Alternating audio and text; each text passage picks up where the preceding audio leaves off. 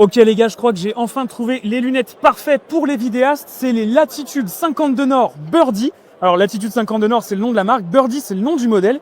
Et en fait, la grosse différence avec les Ray-Ban Meta, on a le choix entre shooter des vidéos horizontales et des vidéos verticales. Juste ici sur le côté, on a un tout petit capteur de 18 mégapixels qui est en fait un capteur 4/3 horizontal. Et bien sûr, pour le reste, on se doute, la batterie, elle se trouve toujours dans les branches. Et on a également des haut-parleurs des deux côtés pour écouter de la musique en Bluetooth. Alors l'autre particularité intéressante, c'est vous voyez de l'autre côté, on a un autre capteur. Et oui, je dis bien autre capteur parce que c'est pas juste simplement une lumière qui indique quand on filme ou non.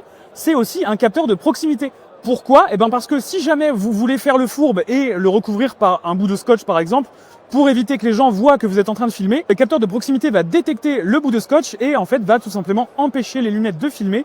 C'est tout simplement une question de vie privée. La marque n'a pas envie que ses utilisateurs utilisent ces lunettes de façon incognito. Et en fait, ce format 4/3, il va permettre de pouvoir shooter du 16/9 horizontal ou du 9/16 vertical sans perdre trop en croppant sur les côtés ou en haut et en bas. Alors évidemment, du fait que le capteur soit quand même horizontal, on a quand même un angle de vue qui est meilleur quand on l'utilise pour du 16/9 à l'horizontale donc, mais ça permet quand même d'avoir le choix entre horizontal et vertical. Et moi qui shoot par exemple pas mal de vidéos en voiture, avec les Ray-Ban Meta, j'étais super frustré de pouvoir faire que du contenu vertical. Pour les recharger, c'est par ici que ça se passe, on a une petite boîte prévue pour. Et petit bonus, cette marque, Latitude 52N, c'est des anciens de chez OnePlus qui bossent ici. Et voilà à quoi ça ressemble dans la boîte. La boîte, elle est IP67, donc ça craint rien au niveau de l'eau ou de la poussière. Et elle peut également vous indiquer le niveau de charge. Regardez, il suffit de secouer comme ça et hop, là c'est vert, ça veut dire qu'on a plus de 80% de batterie. Bref, je suis plutôt emballé par le produit, mais j'aurais quand même une petite suggestion pour la marque si elle m'écoute. Mettez un capteur carré et comme ça on aura le même champ de vision que ce soit en horizontal ou en vertical, un peu comme le fait Apple avec ses derniers iPhones dans la caméra selfie.